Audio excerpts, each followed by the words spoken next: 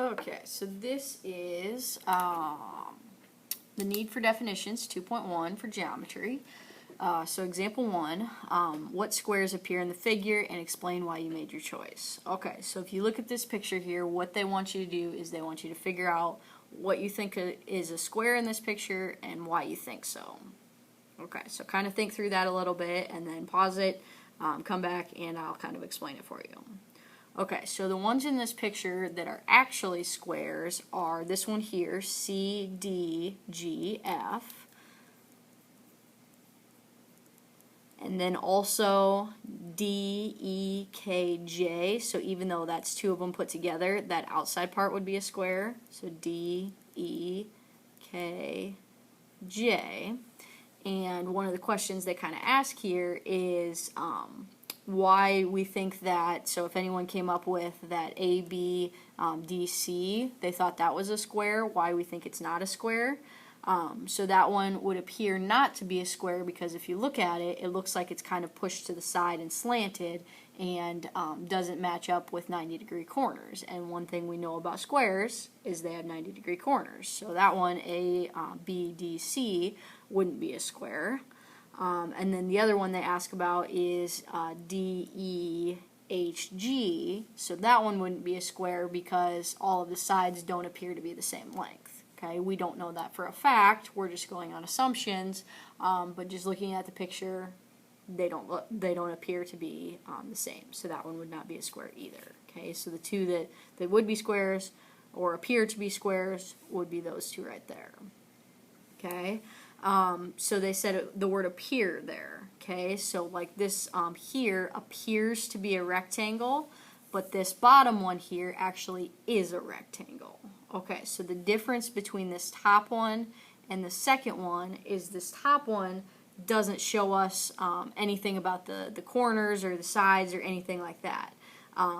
So we think it looks like a rectangle. So like when you were a little kid, you would identify that as a rectangle.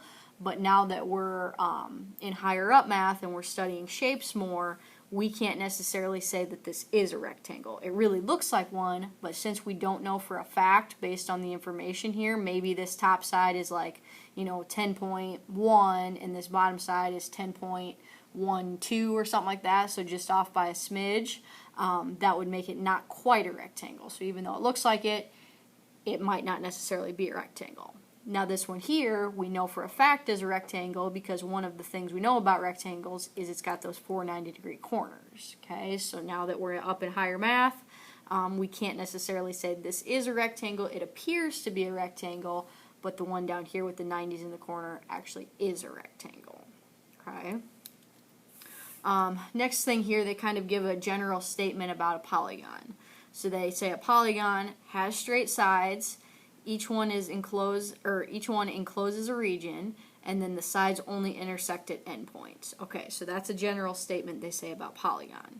Now what we're going to do is we're going to look at activity 1 on page 62 and figure out if the pictures there seem to be polygons or not. So on page 62, look at those pictures for activity 1, figure out if you think that they're polygons or not, and then why you think so.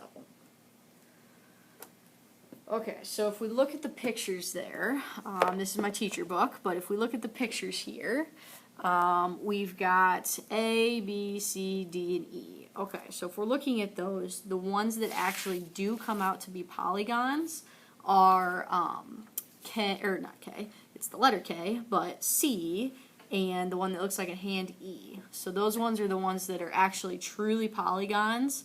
The rest have some flaws to them.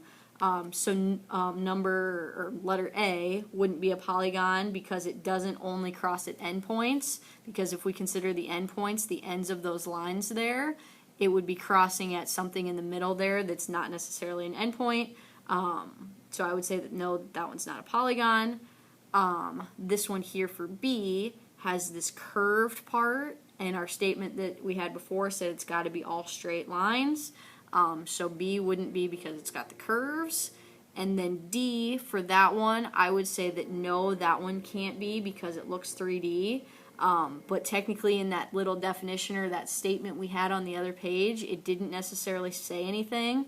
about all being in the same plane or something like that. So some people try to argue that D could be a polygon, but in real life, the real definition of polygon, it doesn't fit that.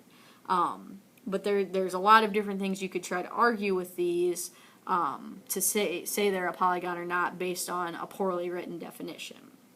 So what we want to do is we want to make a good definition so there's not so much gray area, okay? Because if we have a bad definition, any of these could maybe qualify as a polygon because they're all enclosed regions. They've all got, you know, sides and stuff there. So it's important for us to have a good definition. Okay. When we get to section 2.6, we actually will do a good definition of a polygon, so you'll have that for your notes. Okay, so the next thing you guys are going to write down here is definition. So write down the definition of convex set that's on page 62, and then also draw these pictures out here. Okay, so on page 62 for convex set, it says a convex set is a set of points in which every segment that connects points of the set lies entirely in the set. Okay, so basically what that means is if we have a set of points, or in this case a figure, so we can use these pictures here because a figure, the definition of that is a set of points, so we can apply this definition here with convex set to a figure, so kind of like convex figures, because all of the points or a set of points is what a figure, the definition of figure is. So we're kind of using that definition in this definition. Okay, so what it really means here for convex is if we can take any point inside this figure and another point inside that figure, and if we can connect those with a segment and it stays inside that figure, then this is convex. Okay, so just like that. Or if I went a point there and a point there and I connected and that's inside that figure, then it's convex. Now if for some reason those lines went outside of the figure, then it would be non-convex. And even if it's just one spot it does that, that still qualifies as non-convex.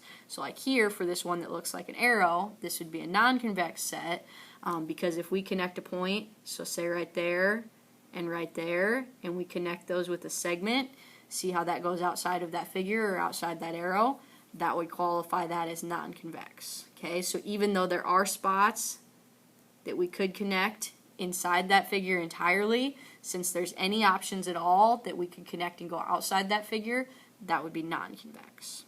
Okay. So for this next example here, example 2, they want us to figure out if these figures are convex or non-convex and then justify our answer. Okay, so for figure 1, looks like we've got a pentagon, a pentagon here, 5 sides.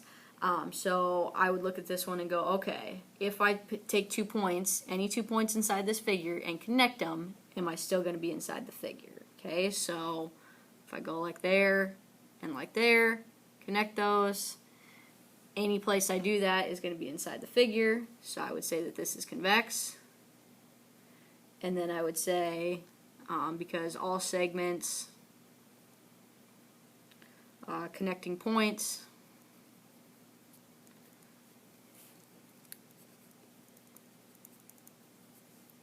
in the figure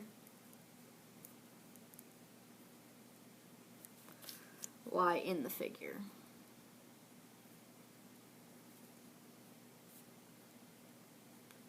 So if we take any points inside that figure, connect them with a segment, then all of it's still inside the figure. Okay.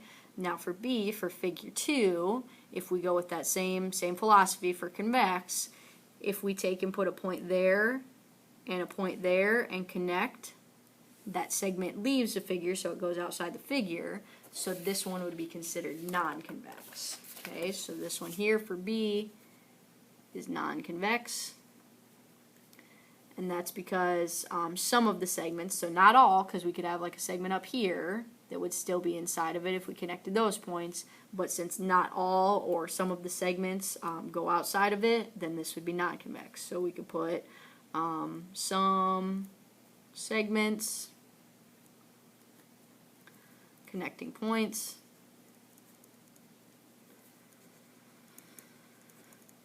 in the figure,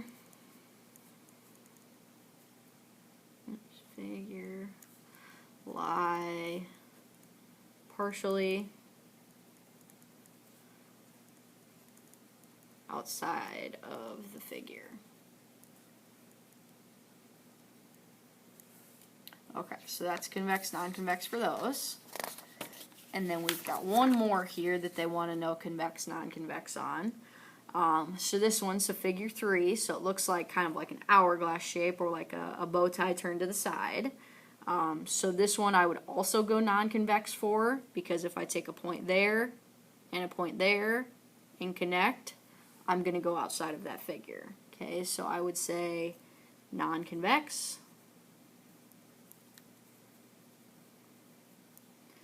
And then I would say, same thing we said on the last one, some segments, connecting points,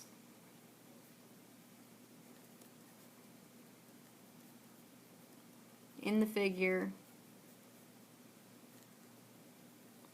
lie partially outside of the figure.